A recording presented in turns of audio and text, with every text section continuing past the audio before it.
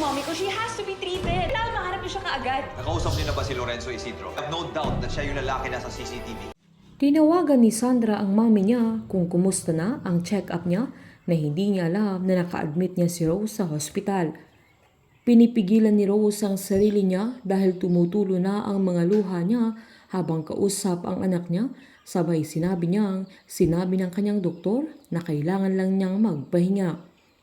Dahil dito ay sinabihan siya ni Sandra na masyado na siyang na-stress na nagpresenta pa ang dalaga na samahan na ang mami niya sa apartment pero tumanggi naman si Rose at giniit nitong okay lang siya pero biglang pumasok ang nurse at doktor niya sabay sinabing ire-ready na siya sa CT scan na agad namang nag-react si Sandra kaya tinanong niya ang mami niya kung bakit kailangan niyang mag-undergo sa CT scan at tinanong din niya kung saang hospital nagpa-check up si Rose na agad niyang sinabi na pupuntahan niya ang mami niya sa sandaling yan.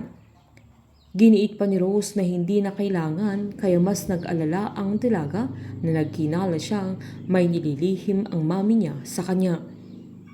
Pinaliwanag ni Rose na matagal na silang nagkahiwalay noong nalaman niyang lumalala ang sakit niya na bakit pa siya magpapakita sa kanya kung mawawala din naman siya pero hindi niya matiis ang dalaga na gustong-gusto niyang makita at makasama ang anak niya na napakasaya niya nang nangyari ang bagay na yun. Sabay humingi siya ng sorry kay Sandra dahil naglihim siya sa kanya at giniit naman ng dalaga at tinanong ang mami niya kung bakit siya nagsusorry na meron ba siyang hindi alam tungkol sa kanya. Sabay tinanong kung saang hospital si Rose at pupuntahan niya ang mami niya. Agad-agad naghanda si Sandra sa sandaling yan dahil masama ang kutob niya.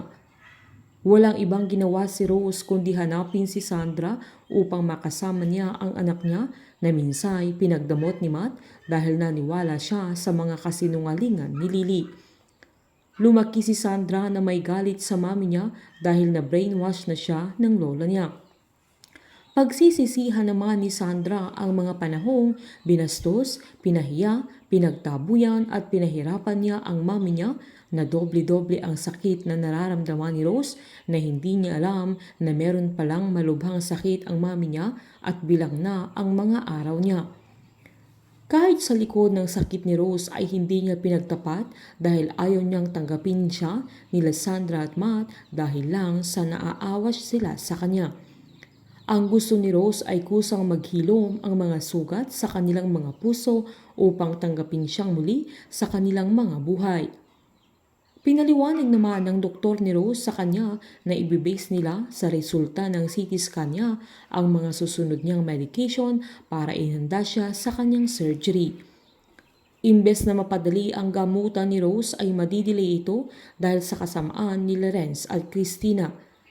Malaking pagkakamali kay Christina na nagtiwala siya kay Renz dahil ilalaglag siya nito at pareho silang mananagot na hindi na kayang mapatawad pa ni Matt si Christina na ang buong akala niya ay ginawa niyang lahat upang mawala si Rose sa buhay ni Matt pero kabaliktaran ang mangyayari dahil siya ang mawawala sa buhay ni Matt at kahit anong gawin niya ay hindi na siya babalikan ni Matt dahil ipagpapatuloy ni Matt at Rose ang naudlot nilang pagmamahalan. Painit ng painit ang mga tagpo, sabay-sabay po nating subaybayan ang advance episode at ang nalalapit na pagtatapos ng Unbreak My Heart dito po sa aking channel. Patuloy lamang pong manood at mag-subscribe para ma-update po kayo sa mga susunod na episode. Marami pong salamat.